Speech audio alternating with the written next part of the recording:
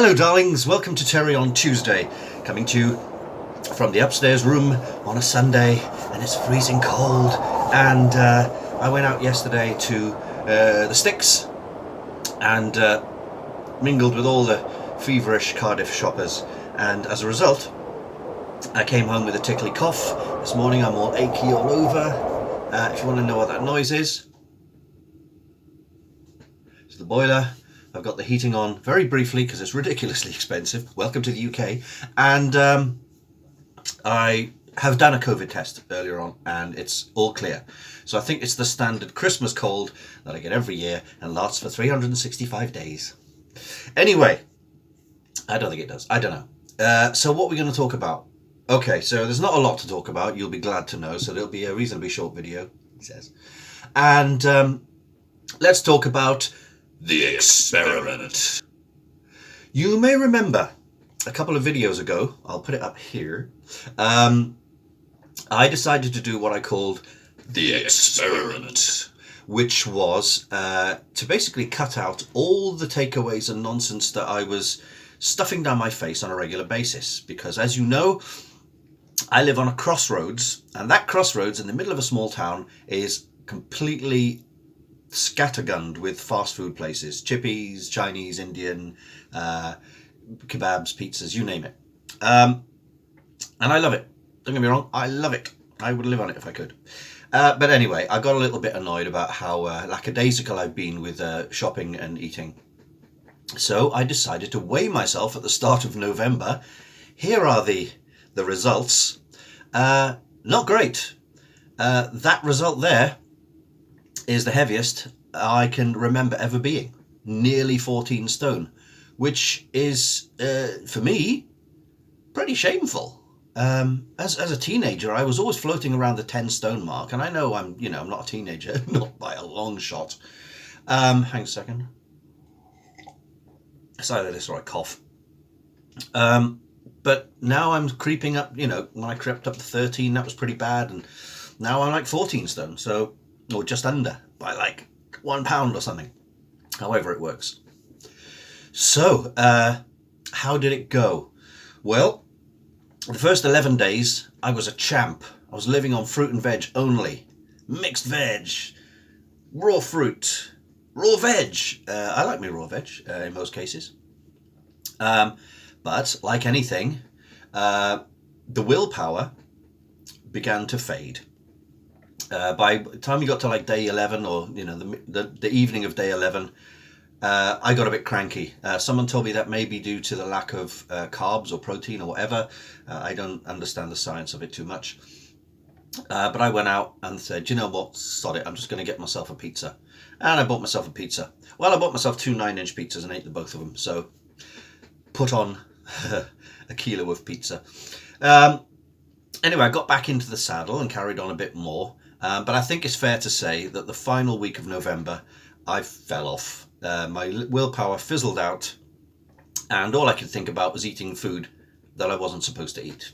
That's the way it goes with anything. If you're not allowed to do, it's the whole mind experiment. Do not think about an elephant. I got you. You lose.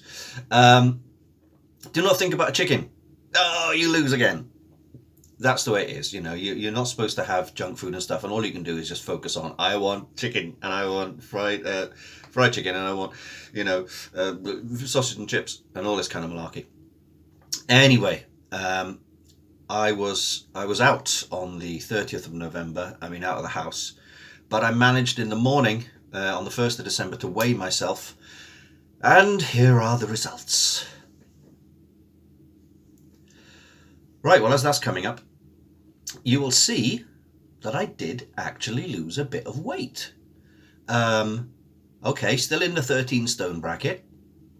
It's really hard to film myself on the scales, by the way, because you're holding your phone, and as you shake on the scales, the number's going up and down, so you've got to wait till it freezes. I dropped a few pounds. Not a lot, but, I didn't do any extra walking around. I didn't do any extra working out or anything. Like he does working out anyway. I've got a cross trainer, but I never use it. So, the 3 weeks that I did my best to stay off the junk food has helped. So that is for me, a wake-up call, and also for anyone really. It's simple facts. If you if you manage to stay off the takeaways as much as possible, and instead fill yourself up with things like fruit and veg, there's a chance that you'll be taking in a lot less calories than you're burning off. Although the mixed veg, etc., does fill you up. Anyway, so obviously now we're in December. It's now, for me here, it's the 4th of December. It'll be the 6th for you, which means it's not very long till my birthday, which is a week before Christmas, as it is every year, obviously. But I will drop up the current promotion thing. It's a prize draw, basically raffle type thing, where the prize is my skills. I will paint, make, sculpt, construct something for you. And all you've got to do is follow the instructions in said thing. I'll put the link to the entry payment thing down below.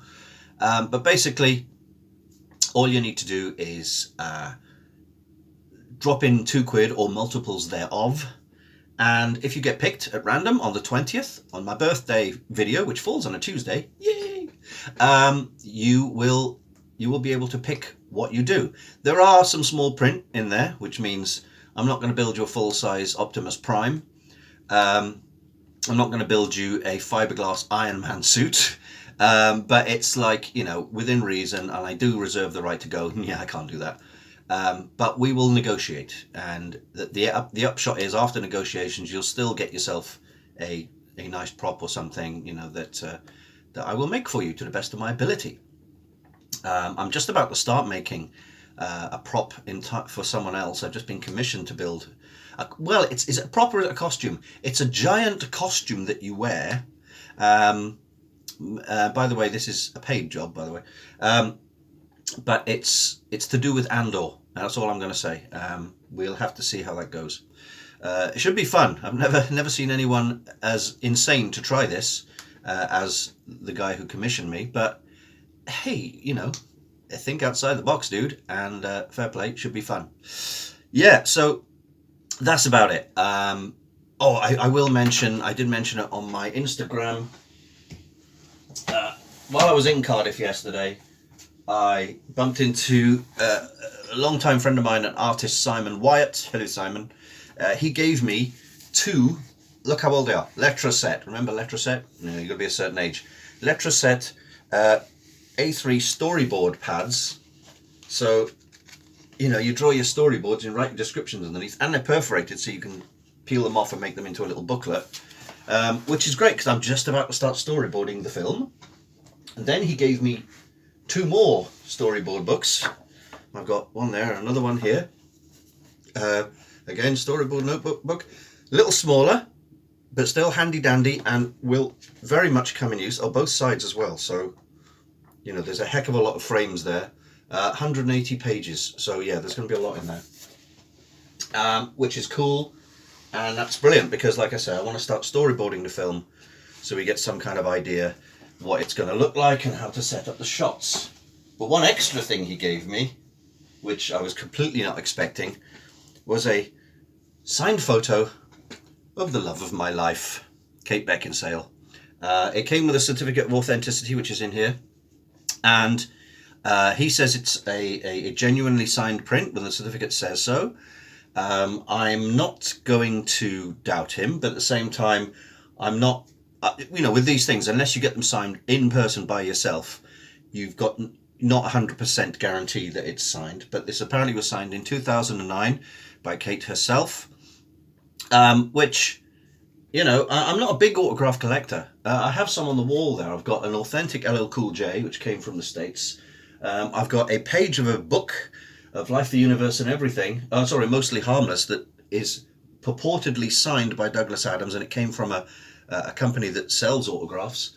I do have a Tori Amos, which I know was signed in person for me, and I've got a Billy Joel, which looks very good. I've also got my Kenny Everett, which is on the wall up there somewhere, which I think is his because it's very badly written on the back of a record album, and it says "To Karen."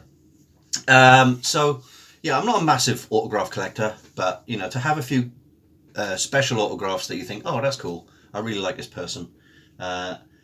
You know, as I said in my Instagram post, Kate Beckinsale is the most beautiful nut job in the world. So that was awesome. That was a nice Crimbo present for me, or birthday present, depending on how I look at it. Anyway, I did promise a short video.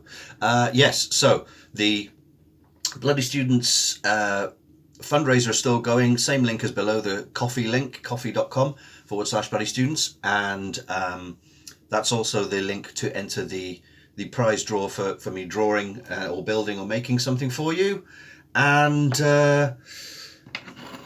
the experiment kind of worked. I will keep it in mind that I'm not gonna overdo the takeaways like I used to, but I'm not gonna, you know, I'm gonna treat myself now and again. Of course I am. You know, I'm just not gonna have a joyless existence. Anyway, I feel a bit ill, so I should knock the heating off now. It's reasonably not warm, but it's room temperature in here. See, it's not COVID. But I will see you next week, hopefully with more news on stuff. I'm still trying to find out if I can get the permission to talk all about Marvin and where he's been sold and who he's been sold to. They are being very hard to get hold of, shall we say. I will hopefully have more info on how we're moving forward with Bloody Students. And that's it. I will see you next week. Take care now, and bye-bye then.